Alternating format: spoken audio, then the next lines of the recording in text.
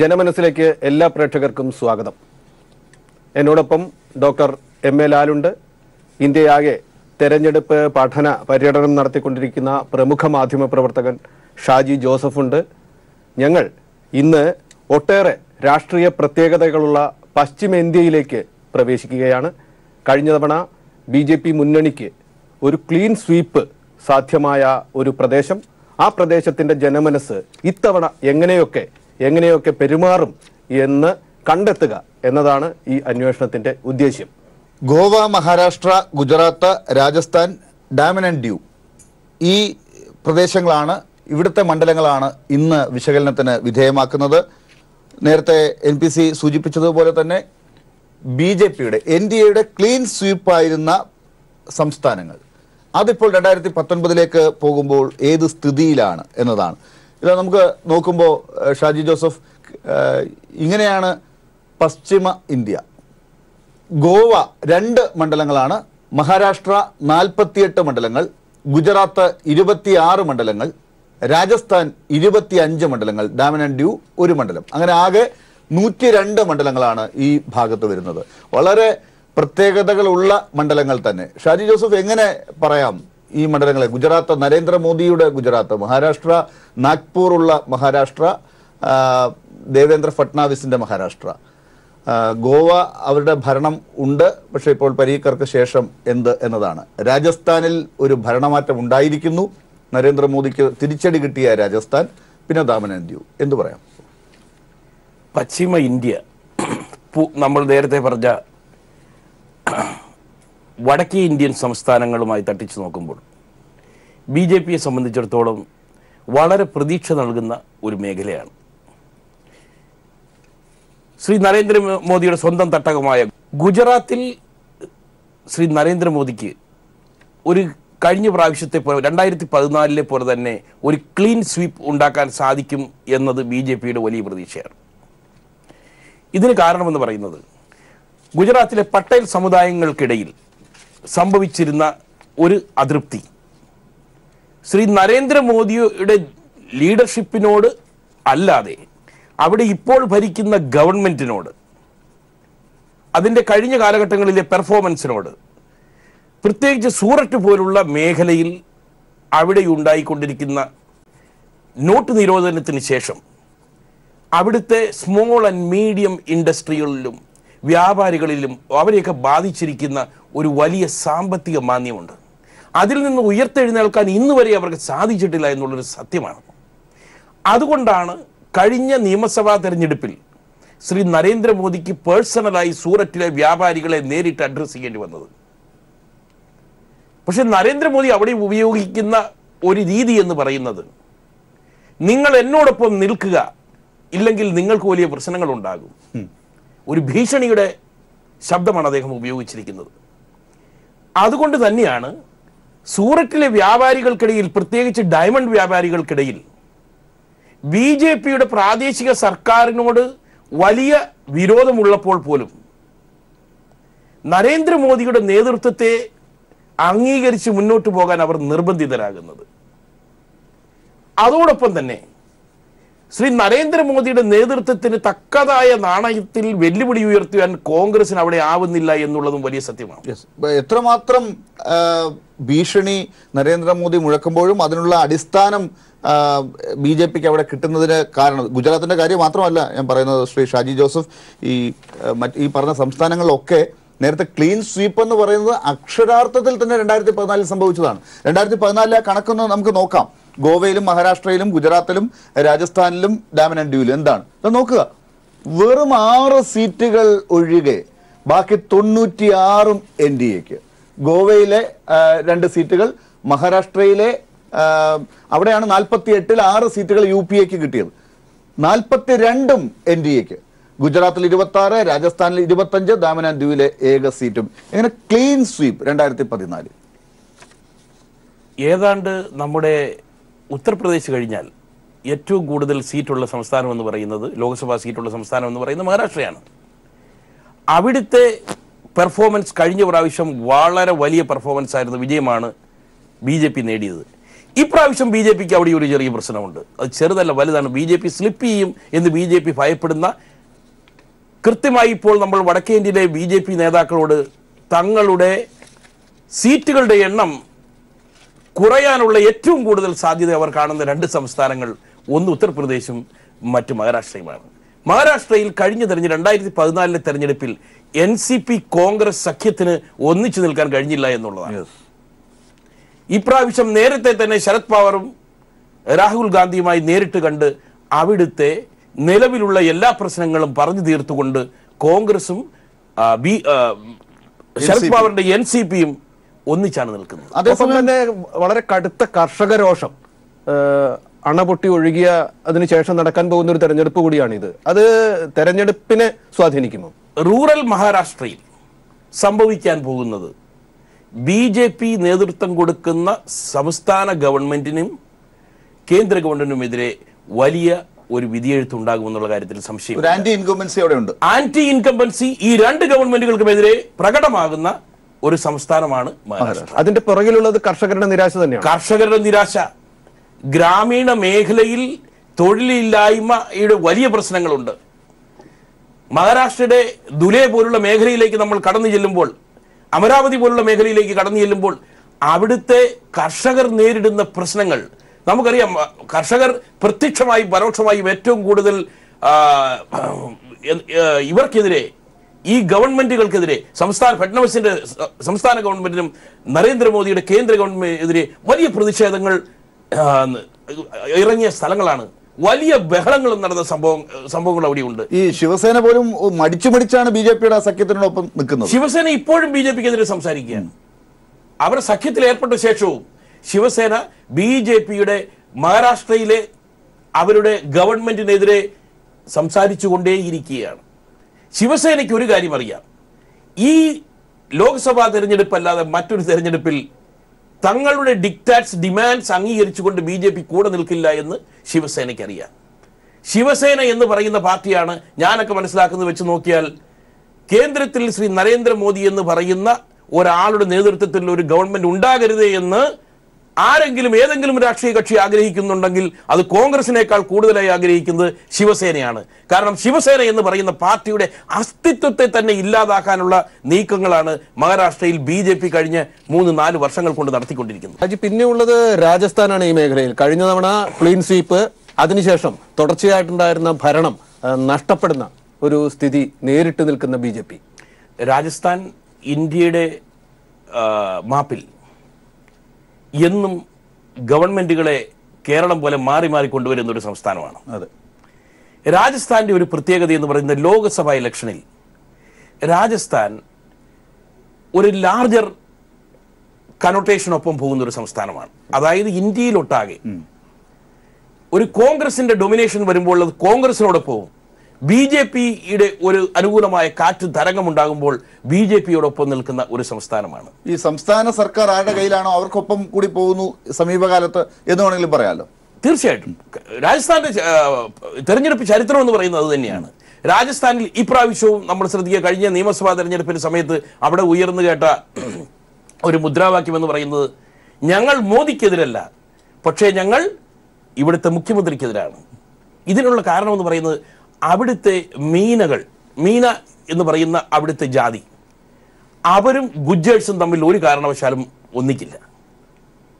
ഈ ഒരു പ്രശ്നം, ഇവർ തമ്മിലുള്ള ഏറ്റുമുട്ടുകൾ, ഗുജ്ജറുകളുടെ പ്രക്ഷോഭങ്ങൾ, ഇപ്പോൾ നമ്മൾ ഈ അടുത്ത കാലത്തും ഗുജ്ജറുകളുടെ പ്രക്ഷോഭത്തെ കുറിച്ച് കണ്ടില്ലേ. രാജസ്ഥാന്റെ സാമൂഹ്യ വ്യവസ്ഥിതിയിൽ മീനകളും ഗുജ്ജറുകളും ഇവർ രണ്ട് കൂട്ടരും എപ്പോഴും അവരുടെ സാമൂഹ്യ നിയന്ത്രണം, സമൂഹത്തിലെ അവരുടെ നിയന്ത്രണം അവരവരുടേതായ മേഖലകളിൽ പിടിച്ചു നിർത്താൻ വേണ്ടി എന്നും ശ്രമിച്ചുകൊണ്ടിരിക്കുന്നവരാണ്. ഇതൊരു കണ്ടിന്യൂയിങ് പ്രോസസ്സാണ്. അത് ഏത് പാർട്ടി ഭരിച്ചാലും അവർക്കത് പ്രശ്നമല്ല. അവരുടെ മേഖലകളിൽ അവരുടെ നിയന്ത്രണം എന്നും മുന്നോട്ട് പോകണമെന്ന് ആഗ്രഹിക്കുന്നവരാണ്. ഈ മഹാരാഷ്ട്ര ഒഴിച്ച് ഈ കണ്ട രാജസ്ഥാൻ, ഗുജറാത്ത്, ഗോവ, ഇവിടെയൊക്കെ മറ്റൊരു പ്രത്യേകത ഈ പ്രാദേശിക പാർട്ടികൾക്ക് വലിയ പ്രാധാന്യമില്ല എന്നുള്ളതാണ്.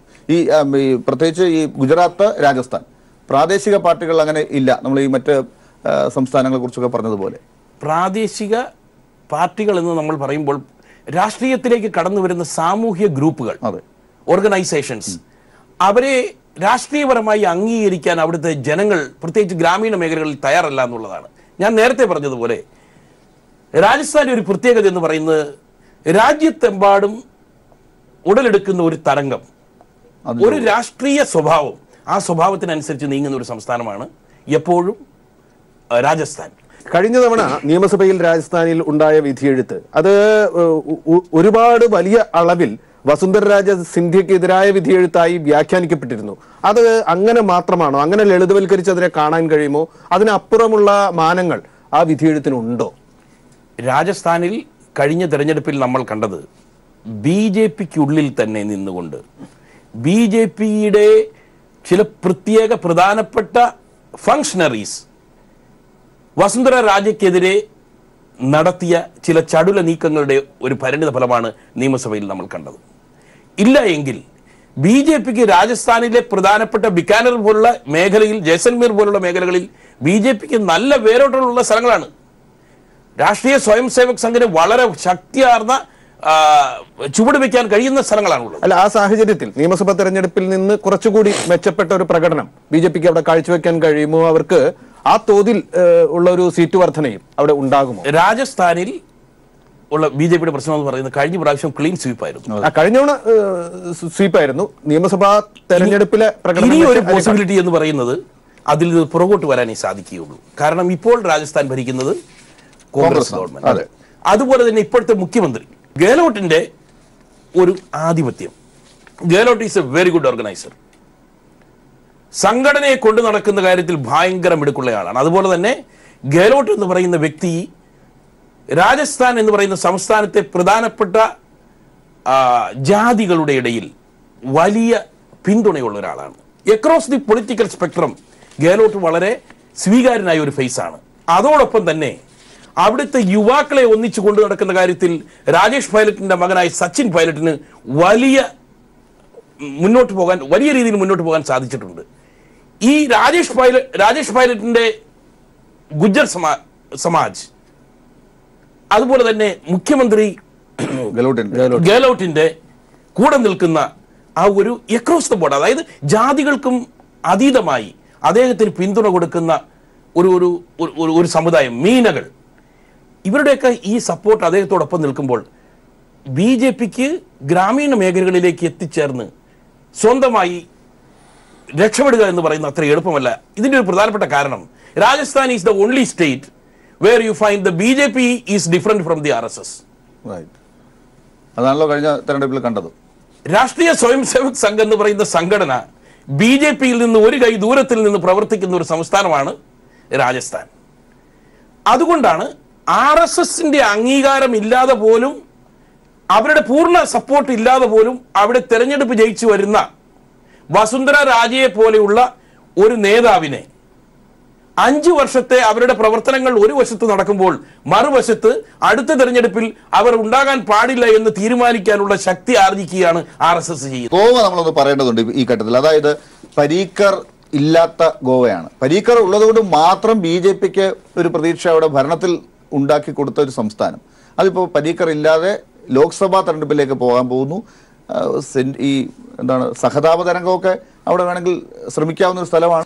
ഇതൊക്കെ എങ്ങനെയാണ് ഗോവയിലൊരു NDA പ്രതീക്ഷ? 2 സീറ്റുകൾ അവരുടെ കയ്യിലാണ് എന്നുള്ളത്. 2 സീറ്റേ ഉള്ളൂ, എങ്കിലും 2 സീറ്റേ ഉള്ളൂ, ഒരു സംസ്ഥാനമാണ്. പക്ഷെ ഗോവയിൽ നിന്നൊരു മെസ്സേജ് എപ്പോഴും ഉണ്ടാകാറുണ്ട് ഈ ലോക്സഭാ തെരഞ്ഞെടുപ്പുകളിൽ. ഗോവ നമുക്കറിയാം പരീക്കറുടെ ഒരു ശക്തമായ തട്ടകമാണ്. അദ്ദേഹത്തിൻ്റെ വിടവാങ്ങൽ ഗോവയിലെ BJPയുടെ സംസ്ഥാന യൂണിറ്റിനെ തന്നെ പിടിച്ചുലച്ചിരിക്കുകയാണ്. അവർക്കിടയിൽ അടുത്ത പരീക്കർ ആര് എന്ന ഒരു വലിയ വിവാദമുണ്ട് ഇപ്പോൾ.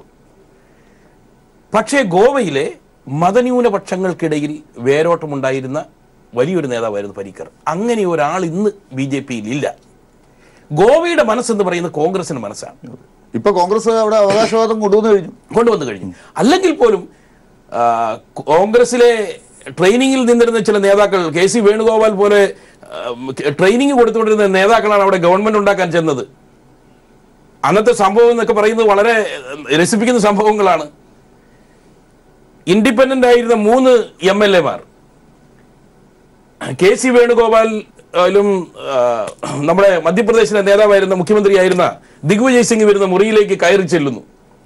ഞങ്ങൾ തയ്യാറാണ് നിങ്ങളോടൊപ്പം നിൽക്കാൻ, ഞങ്ങളുടെ ഡിമാൻഡ്സ് ഇന്നതൊക്കെയാണ് എന്ന് പറഞ്ഞപ്പോൾ ഡിമാൻഡ്സ് പിന്നെയാകാം, നിങ്ങൾ കൂടെ നിൽക്ക് എന്ന് പറഞ്ഞു. ആ കെട്ടിടത്തിൽ നിന്ന് നേരെ ഇറങ്ങി റോഡ് ക്രോസ് ചെയ്ത് കിടക്കുന്നത് BJP-യുടെ ഓഫീസിലോട്ടാണ്. അവർ നേരെ BJP-യുടെ ഓഫീസിലേക്കാണ് പോയത്.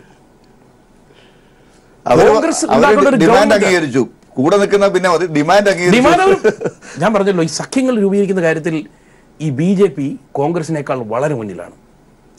കാരണം അവർക്കറിയാം സഖ്യ രൂപീകരണം എന്ന് പറയുമ്പോൾ ആദ്യത്തെ പടി എന്ന് പറയുന്നത് കടന്നു വരുന്നവനെ ആദ്യമായി അംഗീകരിച്ച് കൂടെ ഇരുത്തുക എന്നുള്ളതാണ്. നമ്മളൊന്ന് ചിന്തിക്കണേ, 31 സീറ്റ് 40-ൽ 31 സീറ്റ് നേടിയിരുന്ന BJP ബീഹാറിൽ നേരെ പകുതി സീറ്റിൽ മത്സരിക്കാൻ തയ്യാറായി. എന്തിനാണ്? നിതീഷ് കുമാറിനെ പോലൊരു നേതാവിനെ കൂടെ നിർത്തുവാൻ വേണ്ടിയിട്ട്. ഒരുപക്ഷെ അത് രാഷ്ട്രീയ ചരിത്രത്തിൽ നിന്നും ഉണ്ടായതായിരിക്കാം. കോൺഗ്രസിന് ഇന്ത്യ മുഴുവൻ സ്വന്തമായിരുന്നു, അത് നഷ്ടപ്പെടുത്തിയ ഒരു പാരമ്പര്യമാണ് അവർക്ക് ഉള്ളത്. BJP-ക്ക് അവരുടെ ഒരു തുടക്കത്തിൽ 2 സീറ്റായിരുന്നു. അവിടെ നിന്ന് ഭൂരിപക്ഷം ഇല്ലാതെ കേന്ദ്ര ഭരണം സഖ്യകക്ഷികളുടെ മാത്രം പിൻബലത്തോടുകൂടി പിടിച്ചെടുത്തൊരു അനുഭവ പാഠമാണ് BJP-ക്കുള്ളത്. സ്വന്തം പാഠങ്ങളായിരിക്കാം ഇവരെ ഇങ്ങനെ നയിക്കുന്നത് അല്ലേ? ഞാൻ നമ്മുടെ നേരത്തെ എപ്പിസോഡിൽ പറഞ്ഞല്ലോ, കോൺഗ്രസിന് എൻ്റെ ഉപ്പാപ്പയ്ക്ക് ഒരു ആന ഉണ്ടായിരുന്നു എന്നുള്ള ഒരു ചിന്താഗതി ഇപ്പോഴും ഉണ്ട്. അതിൽ നിന്ന് മാറി വേറിട്ട് ചിന്തിക്കാൻ രാഹുൽ ഗാന്ധി ശ്രമിക്കുന്നുണ്ട് എങ്കിൽ പോലും ആ പഴയ ഫ്യൂഡൽ ഹാങ് ഓവറുള്ള ചില നേതാക്കൾ ഇപ്പോഴും രാഹുൽ ഗാന്ധിക്ക് ചുറ്റുമുണ്ട്. ആ നേതാക്കളാണ്, ഷീലാ ദീക്ഷിതിന്റെ ചരിത്രം ഞാൻ പറഞ്ഞിരുന്നല്ലോ, ആ നേതാക്കളാണ് കോൺഗ്രസ് എന്ന് പറയുന്ന പാർട്ടിയുടെ സംഘടന മരിക്കുന്നു എന്ന വിവരം പോലും രാഹുൽ ഗാന്ധിയെ അറിയിക്കാത്ത ആളുകൾ. ബീഹാറിൽ പാർട്ടിക്ക് സംഘടന എന്ന് പറയുന്നില്ല. പക്ഷേ പ്രത്യേകിച്ച് ഗോവയിലെ കോൺഗ്രസിന്റെ ഈ മന്ത്രിസഭ ഉണ്ടാക്കുന്നതിൽ വന്ന പരാജയം പ്രത്യേകിച്ച് എടുത്ത് നിരീക്ഷിക്കപ്പെടുകയും അത് പിന്നീട് കോൺഗ്രസിന് പോലും പാഠമാവുകയും ചെയ്തു ഇല്ലേ? തീർച്ചയായിട്ടും. കർണാടകത്തിൽ അതുകൊണ്ടാണല്ലോ വളരെ വലിയ നീക്കങ്ങൾ അവർ നടത്തിയത്. ഗോവയിൽ സംഭവിച്ച വീഴ്ച, ആ വീഴ്ചയെ തിരുത്താനായി ഇന്നും കഷ്ടപ്പെട്ടുകൊണ്ടിരിക്കുകയാണ് കോൺഗ്രസ്. ഇപ്പോഴും 2 MLA-മാരുടെ ഭൂരിപക്ഷം അവർക്കാണ് കൂടുതൽ. ഇന്ത്യയിൽ ഒരു ചൊല്ല് തന്നെ ഉണ്ടായി കഴിഞ്ഞു, 2 സീറ്റെങ്കിലും BJP-ക്ക് കിട്ടിക്കഴിഞ്ഞാൽ അവർ സംസ്ഥാനം ഭരിക്കും. ഗോവ വെച്ചിട്ടാണ്, മേഘാലയ വെച്ചിട്ടാണ് ചെയ്തത്. മേഘാലയയിൽ അവർ കാണിച്ചതാണ്. ഞങ്ങൾ അധികാരത്തിൽ വന്നില്ലെങ്കിലും കോൺഗ്രസ് അധികാരത്തിൽ വരാൻ പാടില്ല, അതിനുവേണ്ടി എന്ത് വിട്ടുവീഴ്ചയ്ക്കും തയ്യാറാകുമെന്നുള്ളതാണ് BJP. ഇവിടെ സംഭവിച്ചുകൊണ്ടിരിക്കുന്നത് കോൺഗ്രസ് എന്ന് പറയുന്ന ഇപ്പോൾ ഈ തെരഞ്ഞെടുപ്പിൽ ഇപ്പോൾ നമ്മൾ കാണുന്നത് കേരളത്തിൽ എന്താണ് സംഭവിച്ചുകൊണ്ടിരിക്കുന്നത്? ഈ ട്രാവസ്റ്റി ഓഫ് പൊളിറ്റിക്കൽ അക്യൂമൻ, ഇതാണ് നമ്മൾ കോൺഗ്രസിൽ ഇപ്പോഴും കണ്ടുകൊണ്ടിരിക്കുന്നത്. ദിഗ്വിജയ് സിംഗിനെ പോലുള്ള നേതാക്കൾ ഇപ്പോഴും ജീവിക്കുന്നത് കോൺഗ്രസിന്റെ പ്രതാപമുണ്ടായിരുന്ന 80-കളിലാണ്. ആ 80-കളിൽ നിന്നുകൊണ്ടാണ് അവർ ഇപ്പോഴും സഖ്യത്തിന് വ്യവസ്ഥകൾ വെക്കുന്നത്. അത് അംഗീകരിക്കാൻ ഇന്ത്യയിലെ ഒരു പ്രാദേശിക പാർട്ടിയും തയ്യാറല്ല എന്നുള്ളതാണ്. ഈ പശ്ചിമ ഇന്ത്യ നമ്മൾ ഈ കണ്ട ഈ കാഴ്ചകൾ ഈ വരാൻ പോകുന്ന 2019 തെരഞ്ഞെടുപ്പിൽ ഒരു മാറ്റം ഉണ്ടാക്കാൻ പോവുകയാണ്. 102-ൽ ബഹുഭൂരിപക്ഷം കിട്ടുന്നവരാണ് ഇന്ത്യ ഭരിക്കാൻ പോകുന്നതെന്നാണ് ഇപ്പോൾ ഇവിടെ കണ്ടത്. അല്ലെങ്കിൽ ഇന്ത്യ ഭരിക്കുന്ന പാർട്ടിക്ക് ഇവിടെ നിന്ന് ഇത്രയും കിട്ടുന്നുണ്ട്. 2019 ഈ ചിത്രത്തിൽ ഒരു മാറ്റം ഉണ്ടാകും, 2014 പോലെ അല്ല എന്നതിന് കാരണങ്ങളുണ്ടോ ഷാജി ജോസ്? തീർച്ചയായിട്ടും കാരണങ്ങളുണ്ട്. ഞാൻ പറഞ്ഞല്ലോ, 106-ൽ 96 സീറ്റ് നേടുക എന്ന് ഈ പ്രദേശത്ത് നേടുക എന്ന് പറയുന്നത് അത്ര എളുപ്പമായ കാര്യങ്ങളൊന്നുമല്ല. ഇത് അന്നത്തെ ഒരു സാഹചര്യം, അന്നത്തെ ഒരു തരംഗം. ഒരു കാര്യം മനസ്സിലാക്കുക, മോദി തരംഗം എന്ന് പറയുന്ന ഒരു പ്രതിഭാസം കൊണ്ടുവരാൻ ശ്രീ നരേന്ദ്രമോദിക്ക് ഇന്ത്യയിൽ സാധിക്കില്ല. കാരണം 2014-ൽ എന്നെ ചൗക്കിദാറാക്കൂ,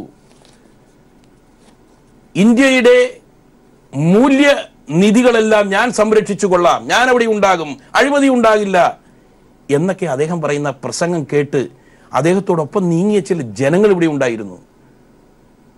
even Modi is not different from the traditional politicians India has seen എന്ന് ഇവിടുത്തെ ജനങ്ങൾ മനസ്സിലാക്കിയിട്ടുണ്ട്. അതുകൊണ്ട് ഒരു തരംഗമൊന്നും സൃഷ്ടിക്കാൻ മോദിയെ കൊണ്ട് സാധിക്കില്ല. ഈ പ്രദേശത്തിന്റെ പ്രാധാന്യം ഈ കണക്കുകൾ 99 മുതൽ എങ്ങനെയാണെന്നുള്ളതും കൂടി നോക്കുമ്പോൾ കുറച്ചുകൂടി വ്യക്തമാകും. നമ്മൾ ഈ പറഞ്ഞത് 99-ൽ NDAക്ക് ഭരണം കിട്ടിയ സമയത്ത് 66 സീറ്റുകൾ അവർക്ക് ഇവിടെ നിന്ന് ഈ പ്രദേശത്തു നിന്നുണ്ടായിരുന്നു. UPAക്ക് 26, മറ്റുള്ളവർക്ക് 10. 2004 UPA ആണ് അധികാരത്തിലേക്ക് വന്നത്. പക്ഷെ അപ്പോഴും NDAക്ക് വലിയ നഷ്ടമുണ്ടായില്ല. 5 സീറ്റുകൾ മാത്രമാണ് അവിടെ കുറഞ്ഞത്. 99 നിന്ന് 61 സീറ്റുകൾക്ക് അവർക്ക് കിട്ടി. മറ്റുള്ളവർക്കാണ് അവിടെ നഷ്ടമുണ്ടായത്. UPAക്ക് വളരെ മുന്നേറ്റം ഉണ്ടാക്കാൻ സാധിച്ചു. 41ലേക്ക് അവർ കയറി. 2009 UPA നല്ല ആധിപത്യം ഉണ്ടാക്കി. 61 സീറ്റുകൾ അവർക്ക് കിട്ടി. 37ലേക്ക് താഴ്ന്നു NDA, 4 സീറ്റുകൾ മറ്റുള്ളവർക്ക്. 2014 ചിത്രമാണ് നമ്മളിപ്പോൾ പറഞ്ഞത്. 96ലേക്ക് NDA എത്തുകയുണ്ടായി. എന്തായാലും ഈ പ്രദേശം ഈ ആരാണ് ഭരിക്കാൻ പോകുന്നത് അവർക്ക് വലിയ പ്രതീക്ഷ കൊടുക്കേണ്ട ഒരു സ്ഥലമാണ്. നിലവിലുള്ള രാഷ്ട്രീയ സാഹചര്യം വെച്ച് നോക്കിയാൽ ഈ 96 എന്ന ഫിഗർ 80 ആയിട്ട് പോലും നിർത്താൻ സാധിച്ചാൽ BJPക്ക് പ്രതീക്ഷയുണ്ടാകും. പക്ഷെ അതും പ്രത്യേകിച്ച് മഹാരാഷ്ട്ര പോലുള്ള ഒരു പൊളിറ്റിക്കലി ക്രൂഷ്യൽ സംസ്ഥാനത്ത് NCPയും കോൺഗ്രസും പഴയ കാലത്തിലെ പോലെ തന്നെയുള്ള ഒരു സഖ്യത്തിലേക്ക് നീങ്ങിയപ്പോൾ അത് മുന്നോട്ട് കൊണ്ടുപോകാൻ അത്ര എളുപ്പമല്ല എന്ന് BJPക്ക് അറിയാം. പിന്നെ ഗ്രാമീണ മഹാരാഷ്ട്രയിൽ BJPക്കെതിരെ വലിയ വികാരമാണുള്ളത്. കർഷകർക്കിടയിൽ മാത്രമല്ല, ദളിതർക്കിടയിൽ പ്രകാശ് അംബേദ്കർ നേതൃത്വം കൊടുക്കുന്ന ആ ദളിത് മൂവ്മെന്റ്, ആ മൂവ്മെന്റ് ഇന്ന് BJPയെ പ്രത്യേകിച്ച് ദളിതരുടെ മേഖലകളിൽ ഒറ്റപ്പെടുത്തി നിർത്തിയിരിക്കുകയാണ്.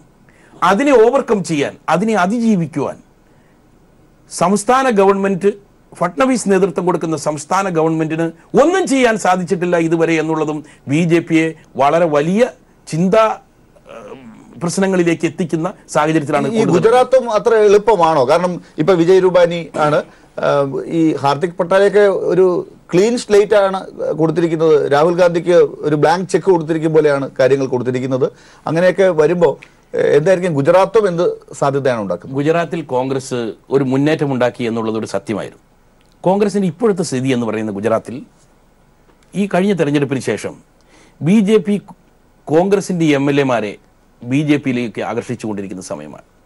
അവിടെ നിതിൻ പട്ടേലിന്റെ നേതൃത്വത്തിലുള്ള BJPയിലെ ചില പട്ടേൽ വിഭാഗത്തിൽ നിന്നുള്ള നേതാക്കളെ വിന്നോവർ ചെയ്യുവാനുള്ള ഒരു സാധ്യത കോൺഗ്രസ് കണ്ടിട്ടും അതിലേക്ക് ഊന്നി പ്രവർത്തിക്കുവാൻ കോൺഗ്രസ് തയ്യാറായില്ല. അതിന്റെ കാരണമെന്ന് പറയുന്നത് കോൺഗ്രസിന്റെ പ്രാദേശിക ഘടകങ്ങളിൽ എപ്പോഴും ഇപ്പോൾ കേരളത്തിൽ ഗ്രൂപ്പുകൾ പലതുള്ളത് കൊണ്ട് അവരെല്ലാവരും അവരവരുടെ ഗ്രൂപ്പുകളുടെ നേതാക്കൾ ഉള്ളത് കൊണ്ട് ഇതുപോലുള്ള ഗ്രൂപ്പിസത്തിലേക്ക് കാര്യങ്ങൾ പോകുന്ന ഒരു സാഹചര്യം മറ്റ് സംസ്ഥാനങ്ങളിൽ ഉണ്ടാകും എന്ന് തിരിച്ചറിയുമ്പോൾ അതിൽ നിന്ന് മാറി നിൽക്കുക എന്നുള്ളതാണ് കേന്ദ്രം ഹൈക്കമാൻഡ് എടുക്കുന്ന ഒരു സാഹചര്യം. ഇപ്പോൾ ഹാർദിക് പട്ടേൽ എന്ന് പറയുന്ന നേതാവ് കോൺഗ്രസിലേക്ക് എത്തി. അവിടുത്തെ തലമൂത്ത കോൺഗ്രസ് നേതാക്കളുടെ ഏറ്റവും ആദ്യത്തെ നീക്കം എന്ന് പറയുന്നത് ഹാർദിക് പട്ടേലിനെ എങ്ങനെ ചുരുട്ടിക്കൂട്ടി പുറകിലത്തെ ബെഞ്ചിലിരുത്താം എന്നുള്ളതായിരിക്കും അവരുടെ ആദ്യത്തെ നീക്കം. അവിടെയാണ് പാർട്ടിയുടെ സംഘടന വളരാതെ വരുന്നത്. ഈ പട്ടേൽ ജാതിയുടെ പൂർണ്ണമായ ഒരു സപ്പോർട്ട് എന്നുവരെ കോൺഗ്രസിന് കിട്ടാതിരിക്കുന്നോ അന്നുവരെ BJPയെ അതിജീവിക്കുവാൻ കോൺഗ്രസിന് ഗുജറാത്തിൽ എളുപ്പമല്ല. എന്തായാലും വളരെ എളുപ്പമല്ല കാര്യങ്ങൾ 2019ലേക്ക് ആർക്കും എന്ന് പറയുമ്പോഴും മോദി ഉറ്റുനോക്കുന്ന, മോദി തന്നെ ഇറങ്ങി പ്രചരണം നടത്തി പിടിക്കേണ്ടി വരുന്ന പ്രദേശങ്ങളാണ് ഗോവയും മഹാരാഷ്ട്രയും ഗുജറാത്തും രാജസ്ഥാനും എന്നൊക്കെയാണ് മനസ്സിലാകുന്നത്. അവിടെ കാത്തിരിക്കുന്നത് രാഹുൽ ഗാന്ധി മാത്രമല്ല, പ്രാദേശികമായ നേതാക്കളുണ്ട്, കർഷകരുണ്ട്, തൊഴിലാളികളുണ്ട് എന്നൊക്കെ പറയുന്നത് BJPക്ക് എത്രമാത്രം പ്രതീക്ഷകൾ ഉണ്ടാക്കും. അതുപോലെ എളുപ്പം ആണോ പ്രതിപക്ഷത്തിനും?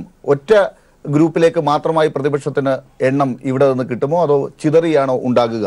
അതൊക്കെ ഏത് രീതിയിലാണ് കാര്യങ്ങളെ നിർണ്ണയിക്കുക? വരും ദിവസങ്ങളിലും നമുക്കിത് അന്വേഷിക്കേണ്ടി വരും. ഈ എപ്പിസോഡ് ഇവിടെ അവസാനിപ്പിക്കുകയാണ്. ശ്രീ ഷാജി ജോസഫിന് നന്ദി. എന്നോടൊപ്പം ഉണ്ടായിരുന്ന NPCയും പ്രേക്ഷകരിൽ നിന്ന് തൽക്കാലം ഇവിടെ ചൊല്ലുകയാണ്. നാളെ അടുത്ത എപ്പിസോഡിൽ കാണാം. നമസ്കാരം.